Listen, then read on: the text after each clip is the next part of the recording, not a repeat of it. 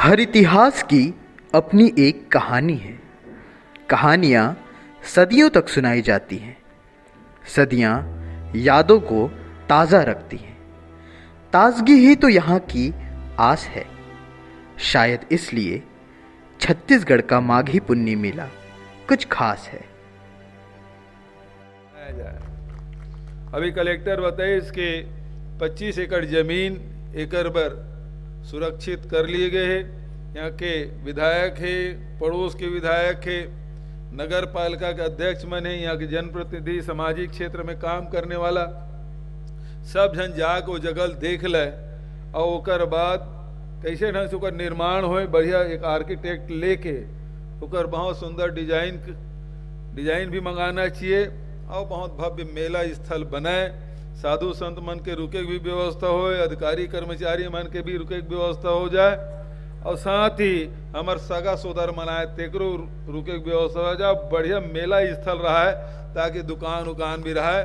और केवल धार्मिक आयोजन हमार नहीं हो, राजिम केवल हमार धार्मिक हमन से हमार जुड़ाव नहीं है, बल्कि हमार सामाजिक गतिविधि भी केंद्र है। कतेकन समाज मन के जो सामाजिक सम्मेलन है तेन हमार राजिम में होते, मतलब खुशी है। एकर से ज्यादा प्रसन्नता कोई भी व्यक्ति का हो ही या कोई सरकार में जिन काम करत का हो ही कि संत महात्मा मन हमार कार्यक्रम के बारे में प्रशंसा के दो शब्द कहे। हमार जिन परंपरा है दो बात में कहना चाहता हूँ। हमार छत्तीसगढ़ में हमार प्रकृति बचाना है और हमार संस्कृति बचाना है। हमार छत्तीसगढ़ आप सबके मार्गदर्शन, आप सबके आशीर्वाद से बहुत सुंदर चलत है और इसी प्रकार से हमारा छत्तीसगढ़ आगे बढ़ाना है। राजिम कमल क्षेत्र पद्मावतीपुरी राजिम में महानदी, पैरी व सोंढूर का संगम है। इसे त्रिवेणी संगम भी कहते हैं। राजा विलास तुंग ने 8वीं शताब्दी में यहाँ भगवान श्री राजीव लोचन के मंदिर का निर्माण करवाया। इसमें काले पत्थर से बनी विष्णु जी की मूर्ति है। यह मूर्ति तेलिंदाई के पास थी। राजा ने सोना देकर उनसे ये मूर्ति खरीदी थी। तब से यहाँ हर वर्ष माघ पूर्णिमा से शिवरात्रि तक मेला लगता है।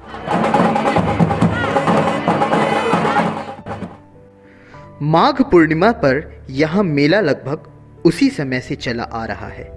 समय के साथ इसमें कई परिवर्तन हुए, पर मूल स्वरूप वैसा ही बना रहा।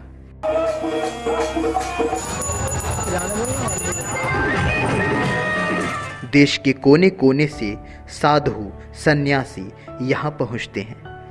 पुण्यश्लीला महानदी, पैरी व सोंढूर की त्रिवेणी मोक्षदान करती है।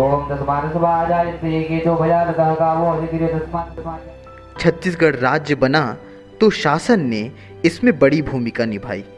माघी पुन्नी मेले का आयोजन वृहद स्तर पर होने लगा। लोगों ने इसे पहले कुंभ की संज्ञा दी और फिर इसे कुंभकल्प भी कहा। हमारी सरकार बनने के बाद हमारे मुख्यमंत्री माननीय भूपेश बघेल जी की मंशा के अनुसार छत्तीसगढ़ का कोई भी कार्यक्रम हो, छत्तीसगढ़ की संस्कृति से जुड़ा जो कार्यक्रम है उसको उसी के अनुरूप किया जाए।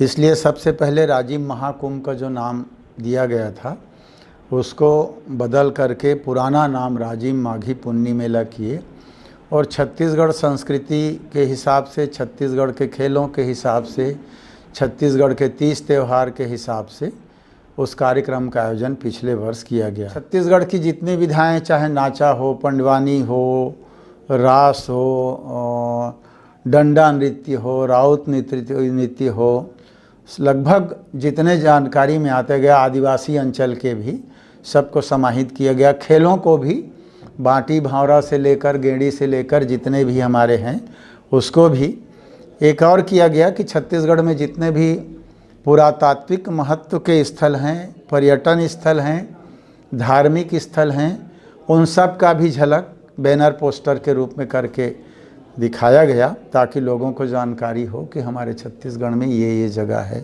तो जब वो देखने जाएं, जानकारी होने के बाद तो छत्तीसगढ़ की जितनी भी संस्कृति के हिसाब से तीज त्यौहार खेल जितना है उन सबको लगातार आगे बढ़ाना ये सुनिश्चित कर रहे हैं।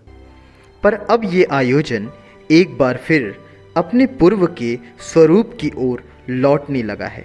2019 में एक बार फिर इसके ऐतिहासिक स्वरूप को लौटाने की कोशिश प्रारंभ हुई। एक बार फिर इसे राजिम माघी पुन्नी मेला का नाम मिला। नए युग में चुनौतियां भी नहीं हैं। अब छत्तीसगढ़ बदल रहा है।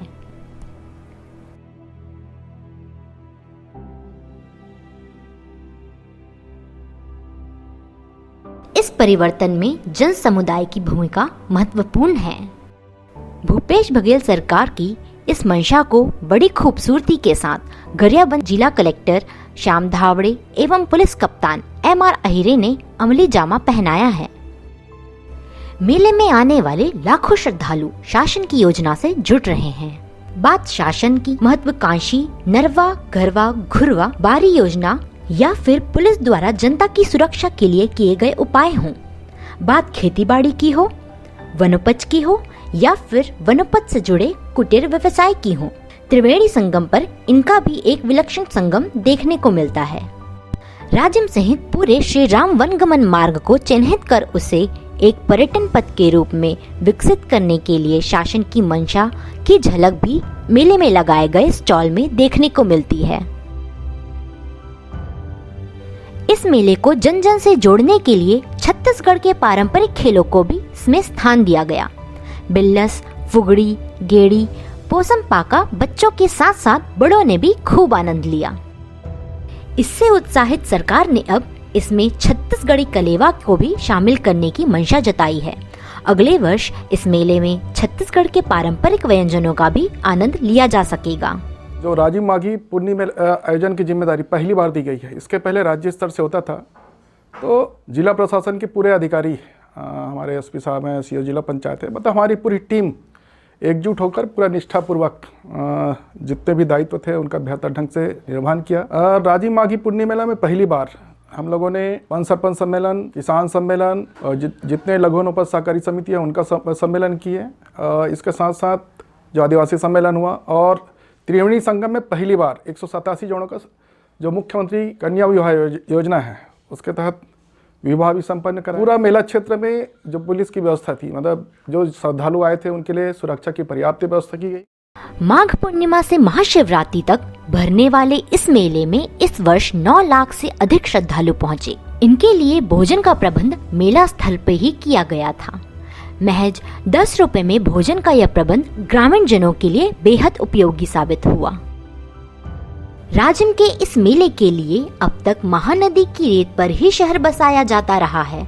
रेत से भरी लाखों बोरियों से यहाँ पथ और मंच बनाए जाते रहे हैं। यह एक बेहद खर्चीला और समय साध्य कार्य होता है। यही नहीं, इससे नदी का स्वरूप भी प्रभावित होता है।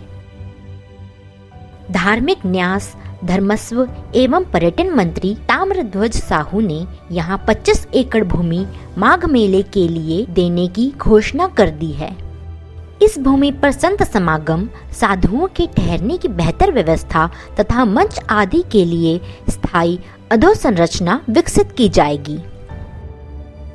इससे एक तरफ जहां विश्व स्तरीय व्यवस्था विकसित करने में मदद मिलेगी, वहीं श्रद्धालु एवं संतों को भी इसका लाभ मिलेगा। राजिम माघी पुन्नी मेला हर वर्ष के तरह इस वर्ष भी 9 फरवरी से 21 फरवरी तक काफ़ी हर्षोल्लास के साथ मनाया गया। इसका शुभारंभ 9 तारीख को माननीय मुख्यमंत्री जी ने किया। उसके बाद 15 तारीख को संत समागम और 21 तारीख को शाही स्नान के साथ महाशिवरात्रि वाले दिन इसका समापन किया गया। इस बार लगभग 5 से 6 लाख श्रद्धालु देश भर से यहाँ पे राजिम माघी पुन्नी मेले में आए थे और उनका यहाँ पे रहने और खाने का व्यवस्था अच्छे से की गई थी। और प्रतिदिन यहाँ पे शासन और प्रशासन की तरफ से विभिन्न जो प्रदर्शनी है उसको यहाँ पे रखा गया था और डेली कोई ना कोई यहाँ पे सम्मेलन का आयोजन किया गया, जिसमें हमारा कृषि सम्मेलन, आदिवासी सम्मेलन और खेल कूद विभिन्न प्रकार के वो सब कुछ यहाँ पे आयोजित किए गए थे। इस बार राजिम माघी पुन्नी मेले का पूरा दायित्व जो पहली बार वो जिला प्रशासन को दिया गया था और इस बार प्रभारी मंत्री जी ने हमें अच्छे से बोला था कि इसका पूरी जो मैनेजमेंट है वो अपने को अच्छे रूप और ढंग से करनी थी। तो हमने डेली इसका आयोजन किया और डेली हम इसका फीडबैक जो लोगों से लेते रहे हैं, तो लोग काफ़ी प्रसन्न थे जो भी इसका आयोजन किया गया और कम से कम लागत में हमने इसका पूरा अच्छे से करने का प्रयास किया है।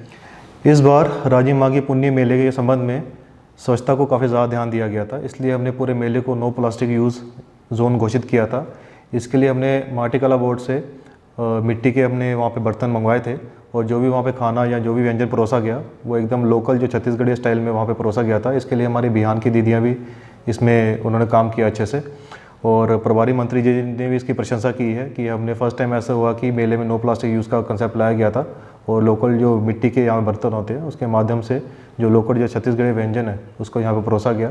आशा करते हैं कि आने वाले समय में भी इसका दायित्व जो ज़िला प्रशासन को दिया जाएगा हम उसको अच्छे से करने की कोशिश करेंगे और धन्यवाद।